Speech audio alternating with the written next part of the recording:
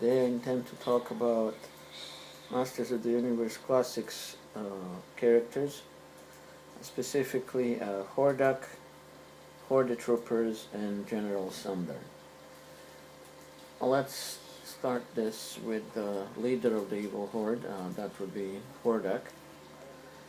This version was released as an exclusive, convention exclusive, and it's supposed to represent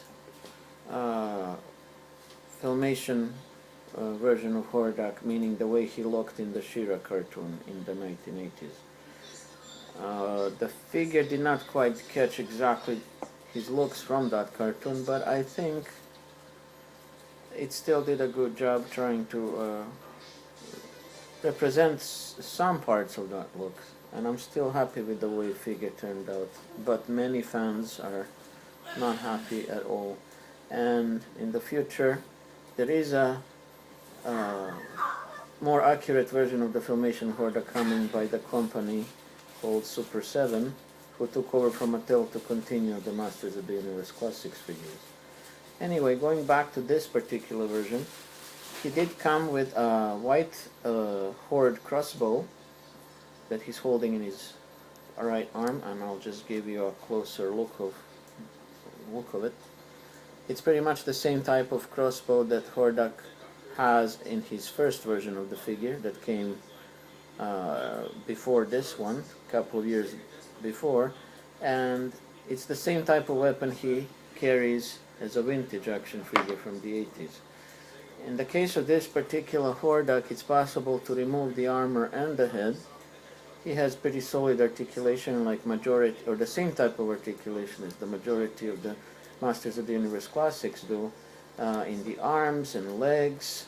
He can do a semi-split, and the legs have articulation in the knees and in the ankles. They can also move forward a little bit and backwards a bit. So very similar kind of articulation you would pretty much see in, let's say, Marvel Legends or the DC Universe Classics. With some slight differences, of course, because I get the impression that the Marvel Legends are a bit more articulated than the He-Man Classics. He also comes with one robotic arm, which you see on the left here, and has artificial robotic fingers at the end of it, because Hordak in a way is half a mutated bat and half a cyborg. The hand can be removed. Just a moment, it's a bit tough sometimes. There we go. When you remove the hand, you practically get his arm cannon that he used in the Filmation cartoon series, and that mimics that idea. Of course, he comes with another spare arm, which I don't have here right now with me. It's in a storage box. That arm looks pretty much the same as his normal arm, and it can be attached instead of this one to represent Hordak with normal arms and hands. Then, as we already said, he has this little robotic hand attachment. That's how it looks. And he also came with a small figurine of an assistant of his that shows up in the Filmation cartoon series. It's this little fella, right? I'm sorry, I always keep missing the screen itself. It's this little fella right here. He's like a little blue evil piglet that can fly and has a Horde symbol, and his name is Imp. He also has tiny wings and a small tail. He's quite mischievous, and he's also known in the cartoon to be a spy of Hordak and always spying on the Great Rebellion members, trying to uncover their plans before they take effect. And he is also a shapeshifter. So Imp came in two different versions, each of them packed, one of them packed with Hordak and the other one was just sold separately. This regular one that was packed with Hordak looks like this, but the other one, which I don't have, was packed in a small baggie and sold separately, would be Imp in a shape of a small treasure chest, with his face being seen on the side of the chest, because he's a shapeshifter. So anyway, this was a nice little accessory added to Hordak to counteract Cowl, who was packed together with some weapons for the Masters Universe Classics. So the two of them are some of the tiniest characters in the series.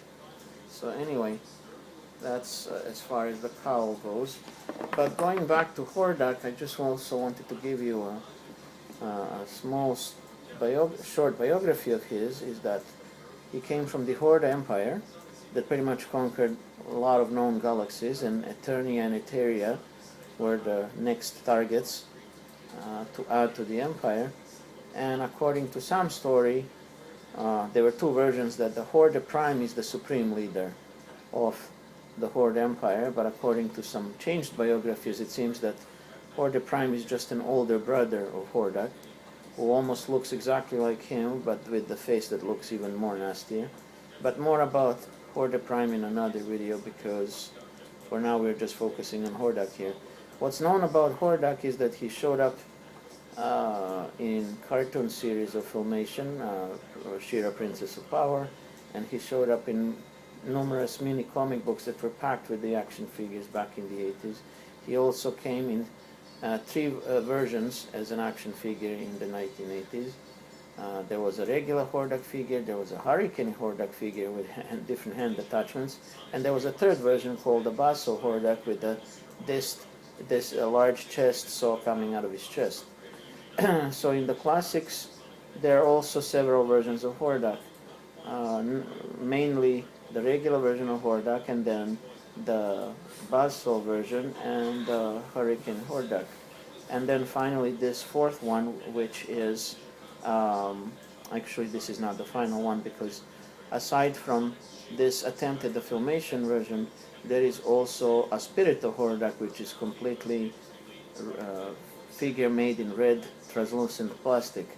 And the next Hordak figure that's yet to come will be a more accurate representation of the Filmation look, and it will be coming from a company called Super 7. So Hordak is also known to have befriended Keldor, the future Skeletor, and he taught him dark magic and everything he knows about magic. And at a given point, Skeletor betrayed him and decided to go on his own and try and take Eternia for himself. Hordak has numerous warriors and robots under his command.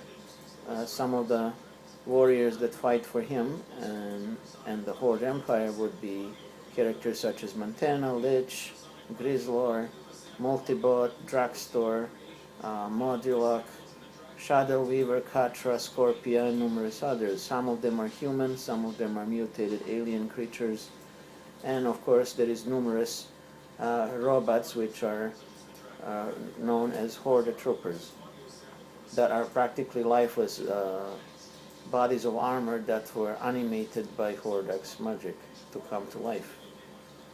So not much about Hordak. Let's move on to one of his generals who used to lead Horde troopers in battle under Hordak's command. This would be General Sundar.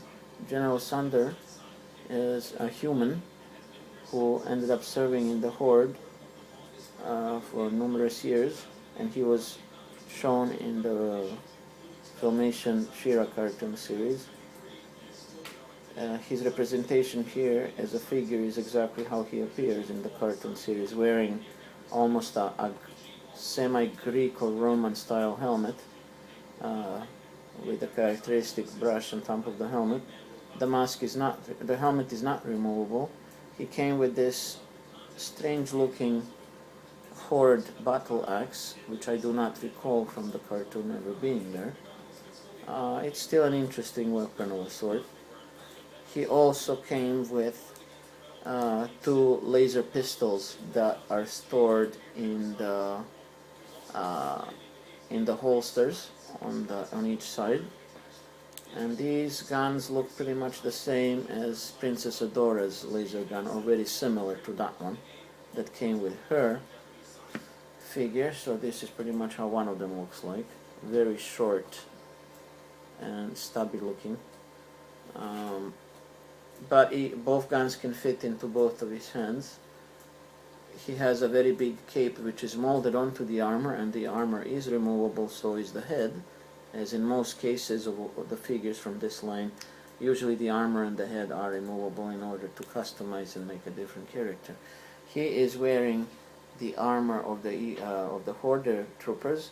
The only thing that's really lacking on it is the actual symbol of the which is the Horde bat, the red Horde bat, and that one is missing. I'm not sure why, maybe to distinguish him from the rest of the robots, but most of his armor is pretty much identical, other than the symbol, identical to the Horde troopers, regular robot soldiers of the Horde. At one point in the series, General Sundar did switch sides and he joined the rebellion, and he joined Adora and Shira in fight against the Horde instead. But I usually display him on my shelf together with the Horde robots. I consider him to still be the general of the Horde. Now, of course, aside from these weapons and the battle axe, he also came, General Sundar also came with some extra trooper heads that can be used on the Horde troopers and switch the heads, but let's show you one of those heads that came with him. This would be the naval troopers of the Empire. So the helmet is different. As you can tell, it has some sort of an oxygen mask over the helmet, and it looks quite different from your regular trooper variety. The armor is the same and the body is the same, and the weapons that the trooper came with, the regular trooper came with, would be, for example, in the case of this one right here, would be this laser rifle stick. Now this laser rifle stick looks very ordinary. It's just a stick with a little ball at the end that can shoot laser fire out of it. And this kind of laser rifle was used by Horde troopers when in their representation in the Filmation cartoon series of She-Ra, Princess of Power. The Horde trooper figures also came with these neat looking Horde shields, which is practically the emblem of the Horde. And you can see Hordak's face there with the large bat wings, and it's made as a shield. The armor is removable in the case of this figure, and so is the head. The articulation again is pretty much what you would expect in the He-Man classics. This particular figure was a reissue done by Mattel because the previous Horde troopers were released 2 in a package, and they came out end of 2013 as a part of that year's subscription. This version, however, was released as a single packed figure during this particular month, meaning the May of 2017, and it is considered to be an exclusive for the Mattel shop only. So it couldn't be found anywhere else for that matter.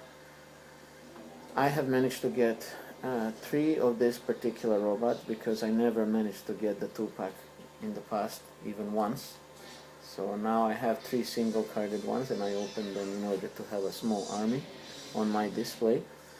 In the case of this robot as well, I could say that he does not have the vintage figures action feature, meaning that when he's hit on the chest that he would fall apart.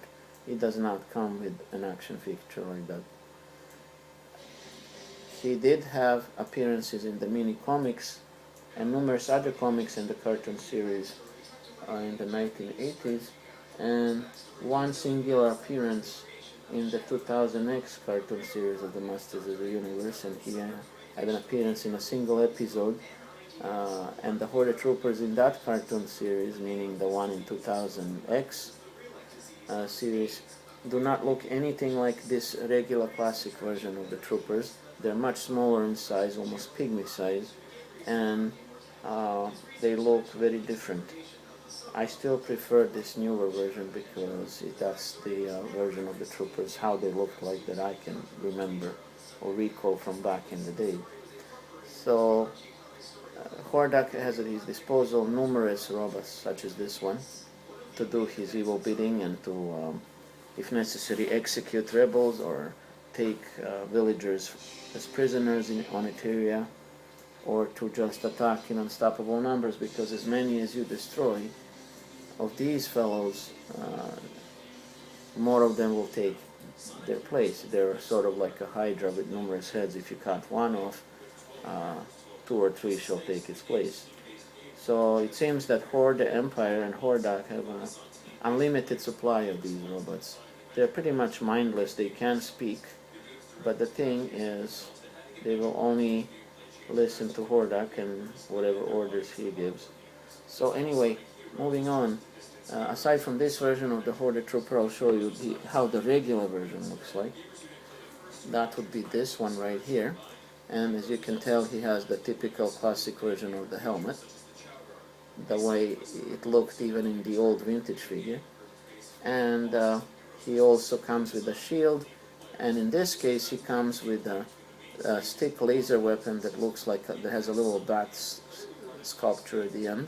And this is the kind of weapon he came with as a vintage figure back in the 80s. So they decided to cover all the versions of the Horde Trooper weapons over a period of time. And then of course the third version is still the same, also comes with a regular classic head, and it comes with this bat shield, but it also comes with a crossbow, which is black in color and now has practically the face of a trooper at the end of it. So the crossbow seems to be a normal or classic weapon as far as the Horde members come, so it's not only the Hordak who's carrying it. Also the Horde Trooper comes with one. Octavia, which is a female octopus warrior who serves Horde, she comes with a smaller version of it. And most of the Horde members carry that weapon, such as Dragstore, Leech, Grizzlor, and Montana, to name a few. So that would be as far as the troopers go. And to show you some of the remaining heads of different versions of troopers that came packed with General Sundar, we have here this particular helmet version of the head of a trooper that I practically took and I put it on the body of one of the fighting foemen and created a new character. I don't have a name for it yet, but I just wanted to fiddle around with these heads and see how they fit on other bodies. This particular head dates back, and it's made to show how the troopers looked like in the Secret of the Sword first feature cartoon animated movie about He-Man discovering that he has a sister and then finding her in another world. And in one of the flashback scenes in that cartoon, where the Hordak and Skeletor are trying to kidnap baby Adora and baby Adam, they're shown that Hordak's troopers looked exactly like this. No actual eye sockets, it was just an empty helmet on top of a robotic body. So this is where the inspiration was taken for that particular version of a Horde trooper of the early days. So this particular version I created, it, as I said, it belongs to the body of belongs to one of the fighting foemen, where I just removed the head and then I flipped and put the trooper head instead, and I think he turned out nice, and he comes with a Horde symbol and a laser rifle. And the final figure that I used, the final remaining variation of the Horde trooper head, is this one right here. This particular head was shown in the new Masters of the Universe comics that are done by the DC, where the troopers actually are not really robots. They seem to have monster faces underneath, as it's seen right here. He is more of a monster under it than an actual robot. And again, I used another figure from the fighting foeman and just flipping the heads to make again a sort of a bounty Horde Trooper Warrior out of it. The only thing is, I added a weapon that's from the He-Man, but from the 2000X series. So I added this blaster rifle to him, and it seems to fit him just fine. So instead of using crossbows or things like that, he would use this laser rifle. And with that, I will bring this story to a close in regards to the introductory video to the evil Horde figures. If you like what you see and would like to see more videos such as this one, please do subscribe. Leave a comment if you like, and I'll catch you guys later. Thank you for watching. Bye.